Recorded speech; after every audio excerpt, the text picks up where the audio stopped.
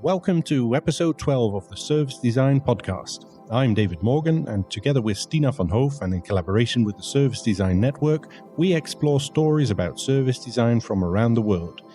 In this episode, we spoke to Esben Groendal, a young service designer who graduated from Service Systems Design in Aalborg, Denmark, and he's currently working at Infoban and Kyoto.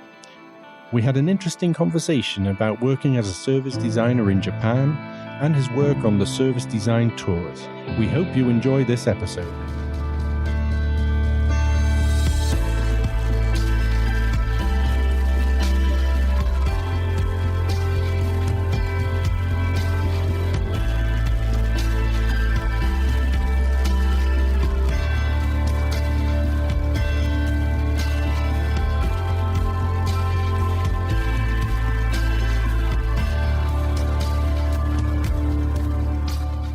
So hi, Esben. Thanks for joining us on the podcast. Hello, thank you. So we put a message on Twitter asking for people if they had suggestions who they'd like to hear on the podcast. And Andreas Johnson replied very quickly and said, you need to speak to Esben. Yeah, he was quite quick about that. Yeah. Could you maybe introduce yourself briefly for our listeners? Yeah, so my name is Esben, and I actually went to the same class as Andreas. So that's how we know each other, from Aalborg University in Copenhagen, where we studied service design. And we graduated last year in June. And then I had the opportunity to go to Japan after that and start working here as a service designer in an agency, a digital agency that's called Infoban. So yeah, I think a couple of weeks after graduating, I packed my bags and went over here. And then yeah, it's been almost a year now. So it's going okay, definitely. Wow, Japan, that sounds great. What are you exactly doing there? What is your function in the company? So it's a company that started in the mid-90s by they began in a sort of digital publishing space with Wired magazine. They got that to Japan, and their main business is still within not so much publishing, but online media, online marketing. They do a lot of owned media stuff, and then I think it was 4 years ago they had one of their board members who sort of proposed that we start moving up the value chain and not only sort of help companies market their solutions, but also help them develop better services for their customers. So they set up a team 4 years ago, and then it's been slowly growing. I think we are 8 now, and then I'm one of those members. Yeah, and then it's quite interesting that I was the sort of only trained service designer who came in. I'm also the only foreign in the company, but yeah, I'm the only trained service designer, and the rest are sort of have different backgrounds. And one has an architectural background, another is in UI design. Then you have some journalists and some media planning people. So it's quite a very varied bunch, which is it can be challenging to get on the same page, but I think it also has a lot of advantages in terms of the kind of projects we can do in the future. Yeah, no, I think trained service designers are a rarity in general. Yeah, still. Yes, when we look at the people who apply for jobs at Night Moves, for instance, I don't think there's hardly ever anybody, not Maria. often somebody trained as a service designer, but here and there, Maria, our colleague, for instance, was one of them. What was the biggest adjustment you had to make when you went to Japan? So I should come clean and say that Japan just didn't just pop up on my radar randomly. It's been an old hobby of mine, an old interest. Sorry. So I've been sort of studying Japanese on and off since what I don't know, the Belgian school system, but since I was 13 or something. And I've lived here within the past 10 years. I've lived here for I think 3 years in total. So I've had some time to sort of get through the major culture shocks, if you will. But I think what has sort of struck me the most this time around, getting my first, at least service design full-time job in Japan. I've worked here before, but not within service design. And what has struck me the most is how we interact with clients. It's a little more, I don't know how to put it, but there's less direct contact than in at least the European agencies I know. Mm-hmm. So we don't, it's here. There are some big agencies. Some of the world's biggest ad agencies are here, which sort of have the marketing budgets basically for a lot of the major companies.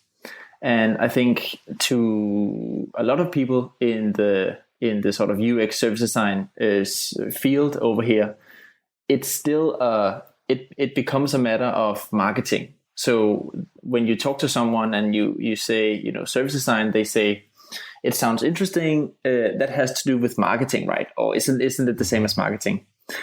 Mm-hmm. So that, connection sort of feeds into the structure of the market here, which has these big ad agencies where we naturally have to go in order to get sort of work, because of the understanding that service design and user experience design is connected with marketing.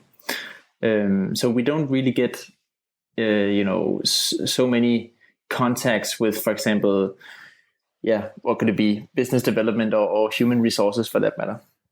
So that has sort of struck me as an interesting challenge, because we have to work in a different way that I'm used to at least reading about in Europe and what I talk about with my friends.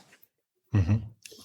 And when you say direct contact, do you mean also while you're working on a project, the amount of contact you have with a client, or? Yeah. So there are typically more agencies involved. So we have in some projects, I've only been here for a year, but quite a few of the projects we've had sort of a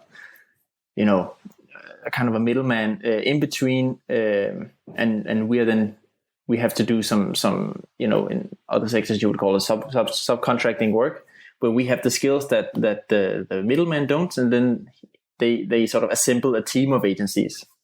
So it's very rare that we get to deal directly with the client and frame the problem, because the problem that we get, the brief that we get to work with, is typically devised or framed in advance. I can imagine that is not a really easy way of working together with your clients. Or do you experience that in a different way? It's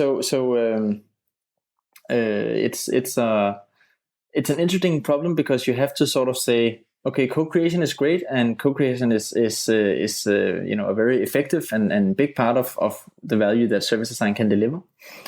But when you have to do it with this many stakeholders who are not, you have to sort of not bend, but adapt your view of your understanding of what a stakeholder is, because in some of the projects we've done, some of the people that we're working with don't have a stake in the project per se. They don't own the problem. They just a representative for an agency that has to retain the client basically. So what we have to do is, we facilitate workshops, we plan workshops, we do a lot of qualitative research and visualization of quantitative research. And then one of the challenges that I guess is more pronounced here, I don't think it's uncommon in Europe or other places, but it's more pronounced here, that we have to think 2 steps ahead of who's going to read, who's going to interact with the research results, who's going to interact with our findings, and how are we going to make our work count down the process, since it has to go through these extra layers of people.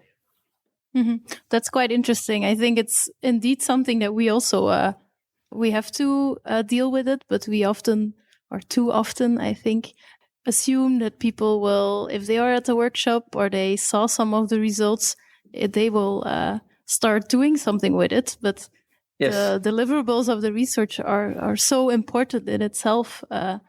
And to make it something that people really want to understand and that they want to use, I think that's a big challenge, but a very important one. Do you have some examples of how you're doing that? Do you have certain tools or methods for that?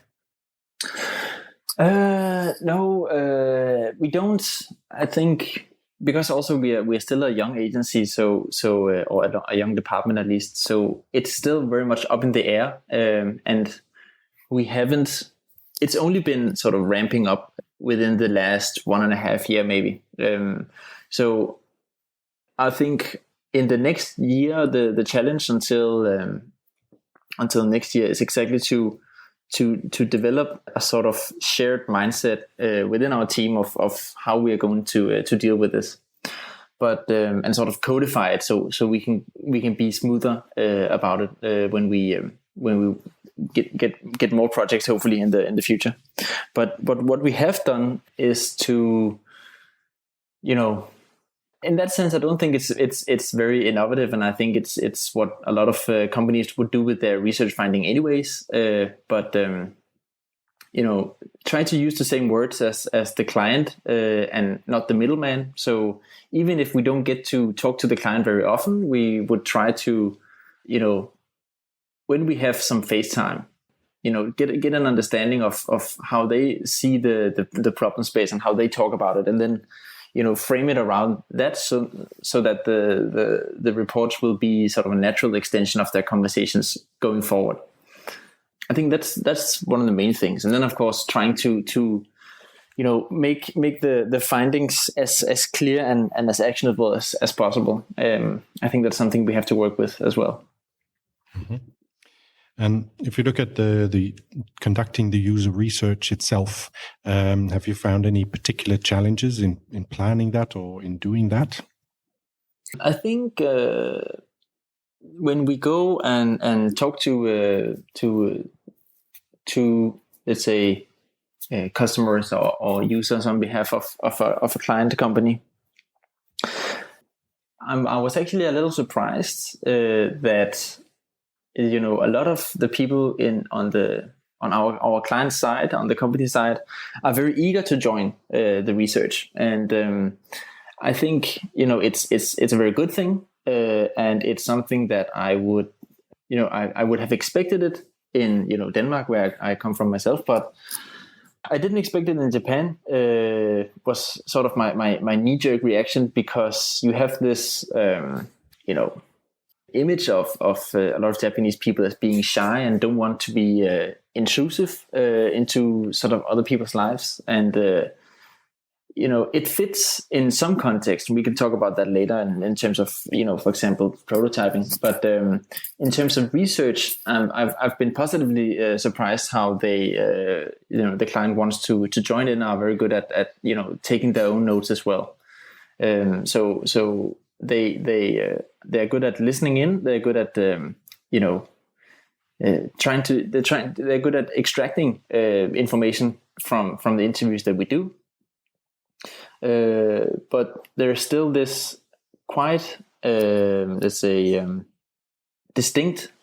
It's not a barrier, but there's a distinct difference between the interviewer and the client, and to some degree there should of course be a clear set of roles, but I think I would not, if not expect, then I would encourage them in the future to try to join in a little more, and also conduct some research or some interviews with us as observers, and them doing it after they've seen it a couple of times.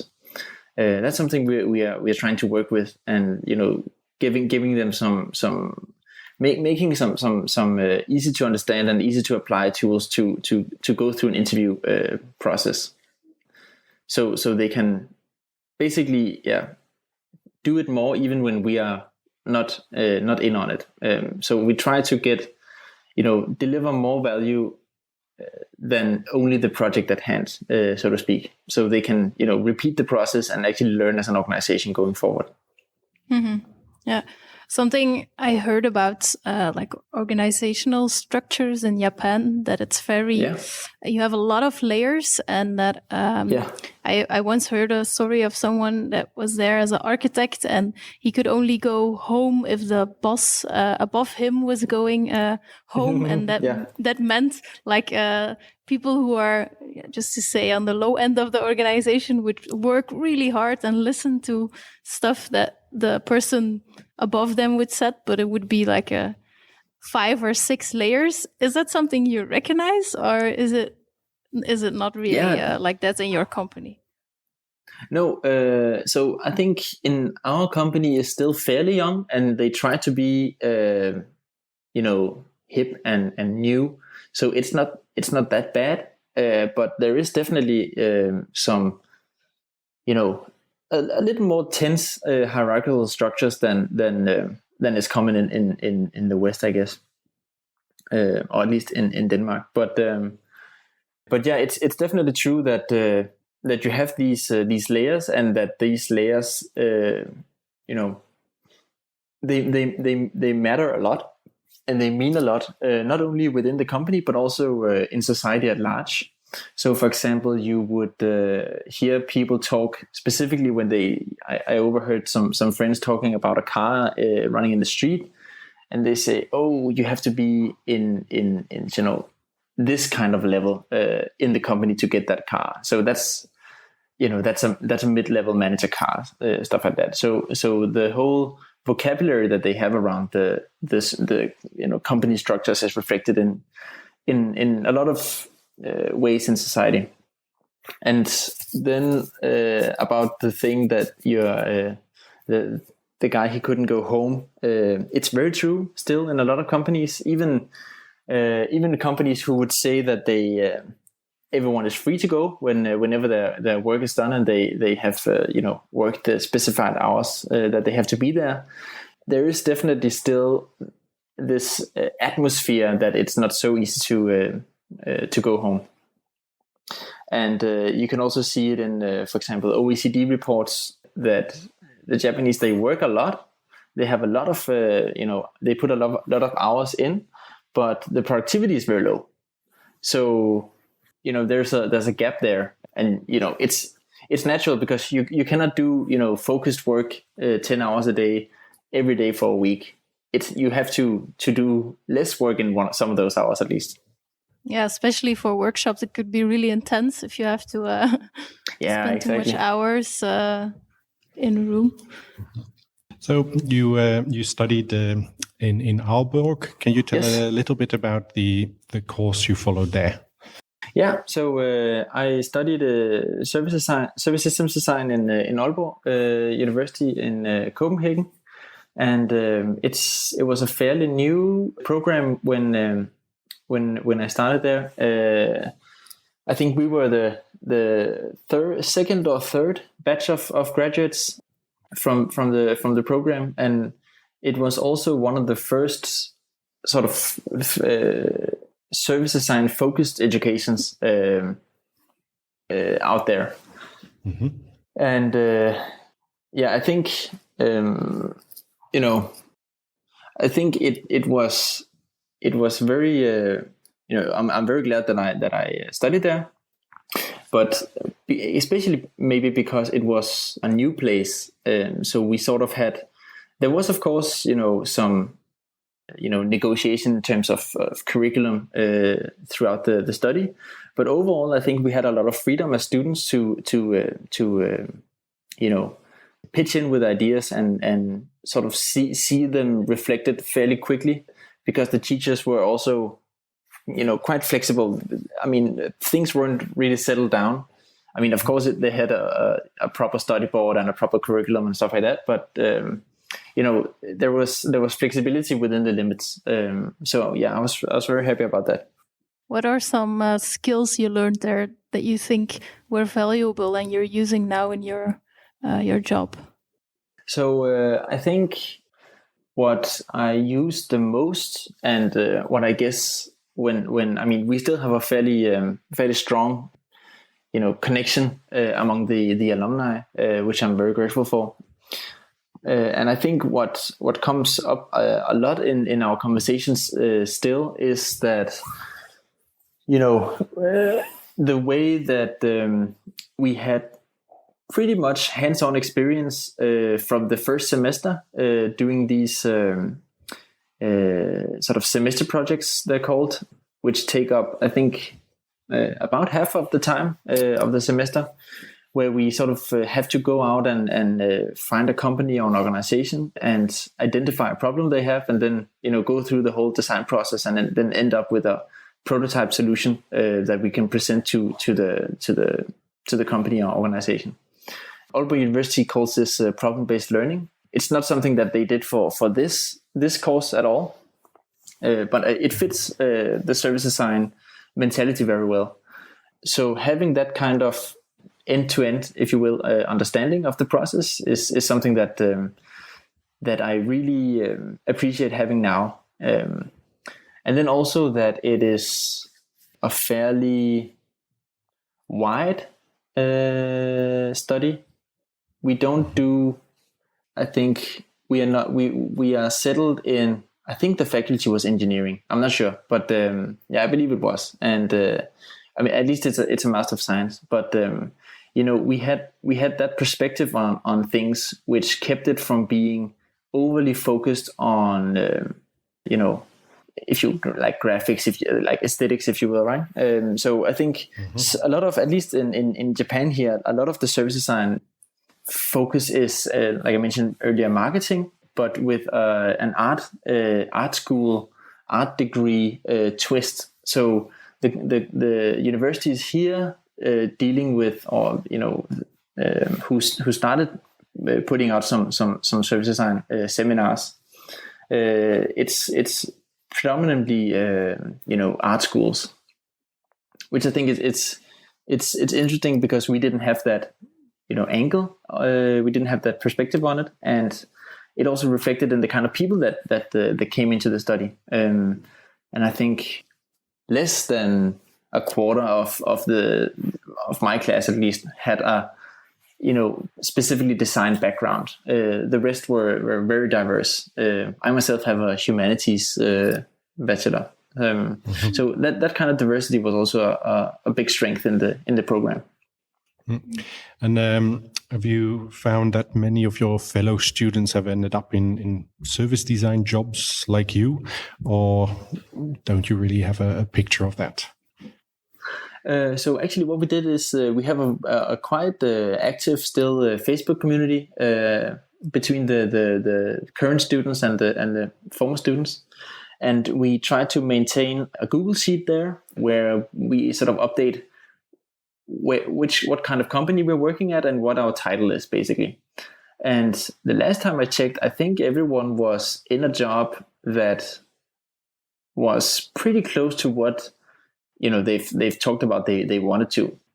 And I don't think there's no one comes to mind that sort of has ended outside of the field, if you will. So I think yeah, maybe we are lucky, or maybe we're just we're just in demand. I don't know, but yeah, I think everyone is in a pretty good place.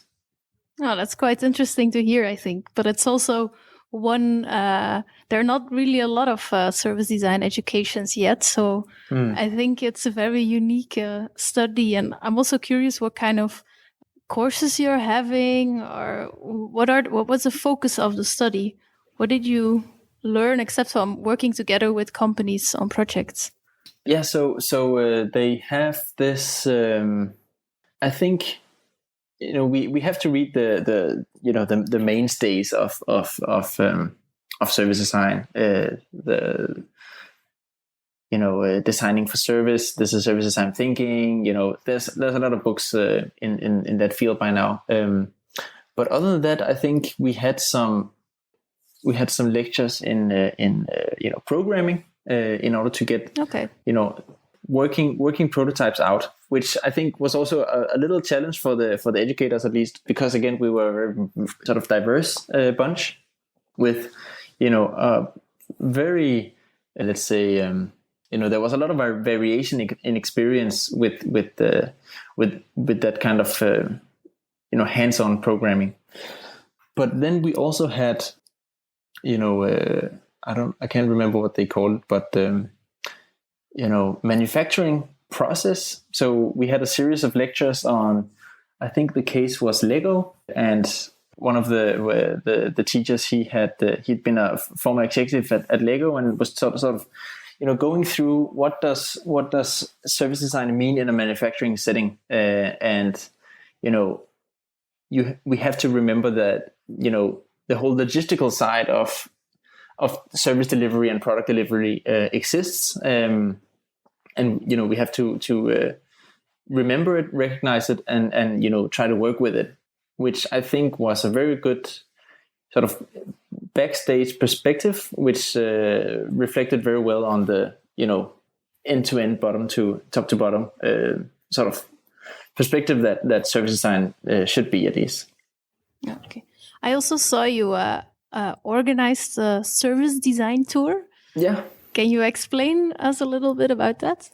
Yeah. So it was it started as an idea when it was, I think, in my first semester, there was the Service Design Network Conference, Global Conference in Stockholm in 2014, I believe. But I already knew some of the people in the service design field in Japan here, and I knew that a delegation from Japan was coming to Stockholm. So I was also going to the conference, and we sort of met up, and then I suggested that they also come to Copenhagen, because you don't go to Scandinavia too often from Japan. So I think I said, since they're in the neighborhood, they could come by Copenhagen as well, and I would arrange some visits to some Danish companies, and we did that, and it was a great success. And everyone got something out of it. We actually still, we still have some good contacts with those companies now. But then when I came back to the study after the conference and after the tour, we sort of got to talk about how we could just do it as students as well. I mean, it's not uncommon for law students to go to visit law firms and etc. But I think that the main what has sort of struck a nerve with us was that the main source of knowledge was that we would hope to get to meet some of these design agencies at some event or a conference like the SDN. So we just took the initiative and called some companies up that we had personal relations to, just to get it started, basically, just to prototype it, if you will. And we went to London first, and visited a bunch of companies and organizations there. And it started out as a student trip, plain and simple. And we were, I think, 12 or something going from the class. And we actually got the university to cover the expense, because we argued that it would be a pretty big contribution to our education, like a big thing to the work that we were doing. And they recognized that, and then kindly sponsored a lot of the costs. And then we did it again in Copenhagen, and we went to Milan as well last year. And then it sort of took over, because while we were going, we were also trying to write more and more about it online. And when the next class started last autumn, there were some passionate people there who wanted to join the party, and then they sort of took over the concept after our class graduated. And now, after they've been to Berlin this spring, and then they also did another tour in Copenhagen. And then actually just these days, I think it starts today or tomorrow, there's a tour in Madrid. Also the of course, home for SDN this year in the fall. But this tour is interesting because it's the first tour that is one completely organized by someone outside of our study. So it was a very nice guy called Pablo, who's sitting in Berlin, and he saw the our material online, and then just asked if he could get to be an organizer as well. And we would of course love to support that kind of initiative because it should be an open concept. And I think the more we do it together as a very like a loosely based student organization, the more interesting visits we can do, and the more incentive companies have to let students in. Okay. So it's going great in that sense. And the upcoming tour, or if there is a new tour, is it allowed to everyone, or is it only students, or who can subscribe to these tours? Yeah, so the concept is graduate students or recent graduates. So we try to we've been, since it's become let's say more and more structured as we went along. We've also had some conversations about how to approach exactly that kind of openness, and then we thought it should be ideally for students and by students, and everyone can join. I haven't seen the numbers for this tour, but it was fully booked by people from basically all over Europe. Who, I mean, everyone in the world is welcome, but it's I think, of course, limited to how much you are able to pay for a couple of days in a given city. But yeah, everyone is welcome if they have an interest in service design, and if they would like to engage with potential employers, potential internships, or just learn about what it's like to be out on the other side. Okay. It's a great initiative. I think we can add also the website you're having to the show notes. So if people are interested, they can check it out and get into contact with you. Yeah, that sounds great. That'd be lovely. And also companies. We have we're going to redesign the website. I think that's very common phrase in our world, but we actually will, and we are going to make it a little more clear that you can sign up as an organizer for tours, but also companies can sort of sign up and say, we would love to have students coming, because I think it's the initiative sort of covers both ways. That it's student oriented, but there's definitely and we've also heard that in feedback from companies that we visited around Europe, that companies also want to engage with future talent, basically. Mm-hmm. I don't know if what your experiences are with that. Yeah, that's definitely. I mean, you're always on the lookout for new talent.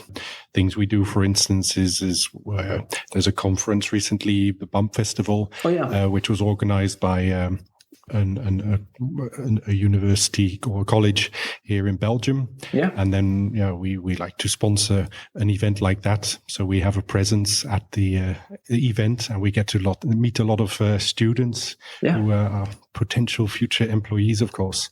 So that's very interesting to us. And I think I can very much imagine having the tour come and visit tiny Belgium as well. Yeah, I think the average length of the tour is maybe 2 days with 3 visits a day. So if you are six agencies, or 5 or 6 agencies, or public organizations who would love to pull together and show off, if you will, know and be known, then I think it would be very very attractive to come by Belgium as well. maybe we have to partner up with the Netherlands to come to reach 8. But Okay. So with these tours, you actually saw a lot of service design agencies all over the world or Europe. I'm not sure. What would you say the big differences between those companies in different parts of the world? So with the tours, it's been only Europe so far. But I think what's interesting. Let me start with the similarity, because it's interesting how there is this design process codified in the double diamond with all kinds of smaller diamonds and what have you. But the basic structure is there, and that's what you can sort of sense that a lot of people operate within or from that framework. And then the interesting thing becomes how they differentiate themselves. And when you hear some agencies, it's you can sort of hear how they talk and how they talk about their business, that they are, they've tried to focus their skills in one of the phases.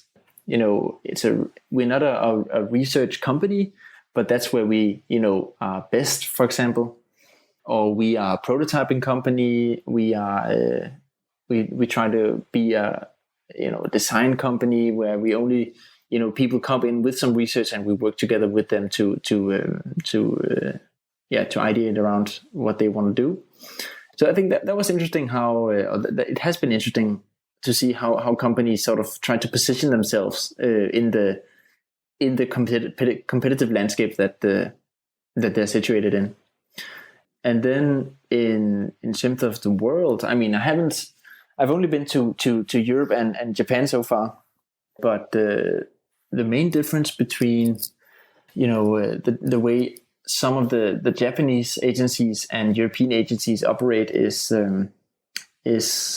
in the way that I think a very big part of service design and the value that service design can deliver is to say, don't do it before. I mean, testing is a big part of it. Be iterative, having that sort of try it before you put it out there mentality.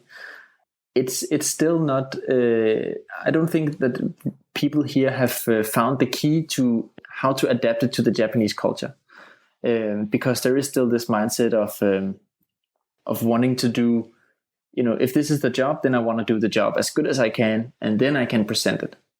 So it's good enough when it's 90% done. We just want to get some learnings out of it. That's been quite hard, and it's something that you can see in the projects that is are being undertaken around the country. That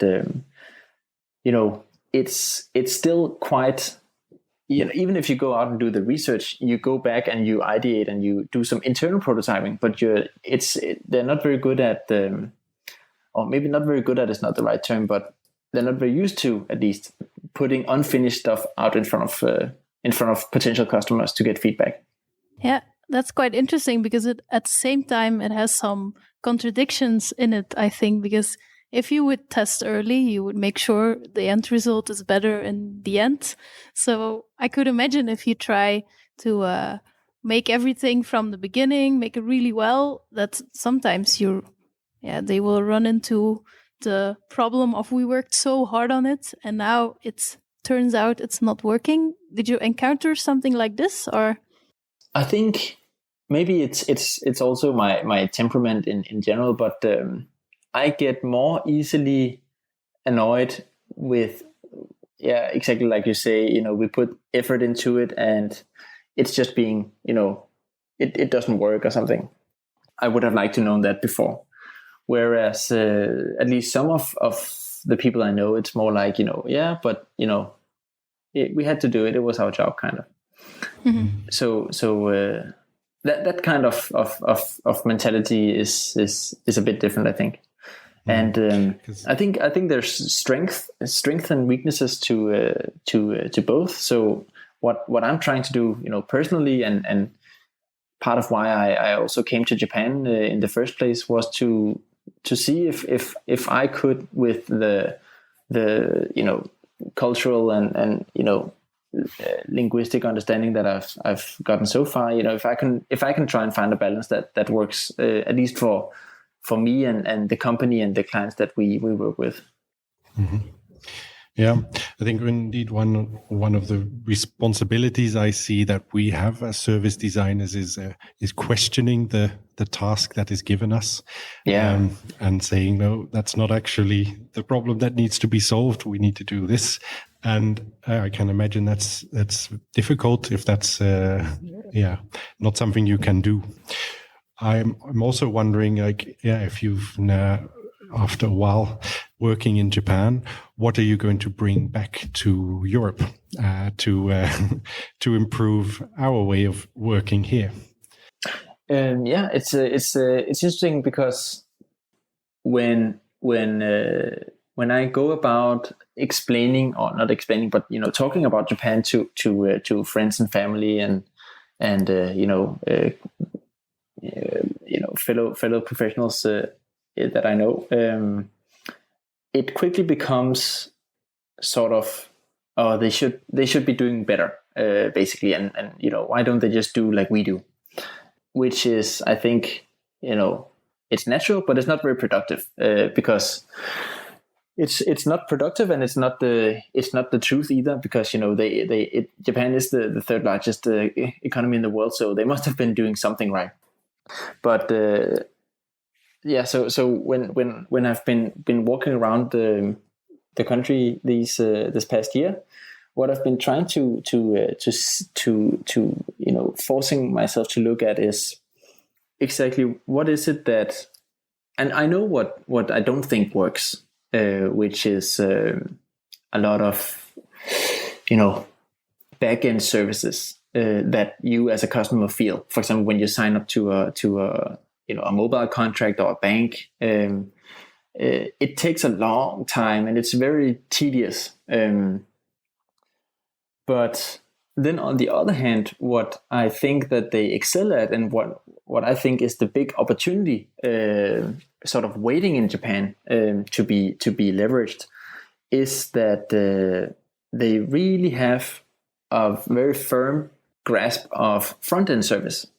So there is this shared understanding of respecting the customer in a very concrete way, but the gap that I'm still in the process of framing it right, but the gap there that should be filled is the one between the front end dedication to the hands-on customer experience, and the back-end systems that enables the customer to achieve that experience by themselves, or at least in a smoother way in conjunction with the front-end staff. And I think if you get to leverage that, if you fill that gap, then you are really onto something, because I think a lot of people who's ever been to Japan would agree that Japanese front-end service is very unique in the world. Well, I think what you said there is very interesting. It's like about linking front-end and back-end of a service, which I think is definitely something which I feel that service design can do really well. That we bring people together and see how the service can be better provided to the customer while looking at the whole organization. So I think that's quite interesting. But at the same time, what you also said, and what I also hear from people who travel to Japan, is that public services, for example, are organized really well. Like everything seems to fall apart like perfectly. For example, if you take the train, it will be on time. It will stop right in front of you. Everyone is like neatly standing behind each other waiting. Yes. I think that is something which they're doing pretty well, right? Yes. Do you think there are service designers behind those kind of systems, or is it just a thing? Yeah, which I'm just curious who is designing those kind of services in Japan. Yeah, so that's exactly right, and you experience this. That's what I call the concrete service delivery. Like you have this, for example, when the train it not only arrives on time, it arrives at pretty much exactly the same spot every time. And I don't think that someone with a service design title is behind those kind of structures or services, but there is this. It goes. First of all, it goes way back in time. I think to at least the post-war period, but you have this attention to detail, and you have this dedication. That I think is a little more sloppy in at least Denmark, where the train arrived, and that's good enough, right? So I think it's very telling that in Denmark we have on the train platform, to stay in the train sphere, we have sections A, B, C, D, where the train can arrive in, and then it would say on the monitor that wagon 1 through 4 will arrive somewhere in section B. Mm-hmm. But in Japan, there is a little mark on the platform saying this is where number car 4 of the limited express train will stop, and it stops there, and you can be very certain that it will. It actually sometimes backs. If it gets too far, it will back up, so it aligns with the spots, and then. When you experience that as a visitor to Japan, it's very overwhelming, and it's very delightful, right? Which is what we should aim at. And then my dream is to get that experience into Japanese digital service as well, because if you can get that, if you can leverage that kind of dedication and attention to detail in online service delivery, then you would really be onto something. And do you find in online services that they already do sometimes have this extra level of front-end detail more than you would find in Europe, for instance? I would say I've been looking for it. I really have, but I haven't, to be honest, found any good examples yet. And I think it's quite interesting that a lot of digital development they look to the user experiences,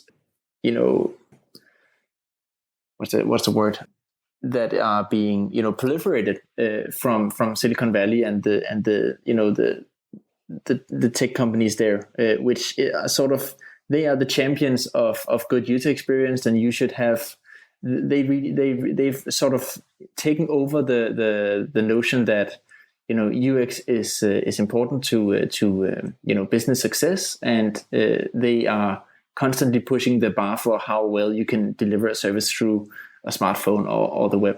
Mm-hmm. And I think it's kind of ironic, basically, in a way that the Japanese, a lot of Japanese, startups and also bigger corporations, when they have to reevaluate their digital activities, they look to American Silicon Valley, because that's the people who own that narrative now. When actually they already have a sort of culture, like we've talked about with the trains, of customer centricity, which only need to be translated or negotiated into the digital sphere. So the foundation of service design and really strong integration is definitely present in Japan, and I'm only looking forward to it sort of breaking through and having the Japanese own that method again. I think that's a beautiful point to end our conversation. I think it was very interesting talking to you, hearing about your experiences in Japan, about Aalborg, about the service design tours. we'll definitely make sure we add all these links to our show notes so people can find out more about this. Yeah. Will we be seeing you at the Service Design Conference in Madrid? Yes, we have the Japan national chapter as well, and I think we'll be around 20 or something, at least 20, going from various Japanese companies, and including Infobarn, and I think we'll be 3 going. Okay. So I look forward to meeting you there. Yeah, definitely. And anybody listening who wants to delve into a deep conversation about service design in Japan, there'll be plenty of people to speak to, apparently. Yeah. All right. Well, thank you very much for your time. Thank you. It's my pleasure. Thank you. See you in Madrid. Yes. See you. Bye. Bye. The Service Design Podcast was brought to you by the Service Design Network and Night Moves. For more information, previous episodes, or to join the conversation, please visit servicedesignpodcast.com. For more information about the Service Design Network, visit service-design-network.org, and for Night Moves, visit nightmoves.be. If you enjoyed this episode, please consider subscribing to this podcast. The intro and outro music is from If the Stars Grow Dim Tonight by Hydrogen Sea featuring I Will, I Swear. Until next time.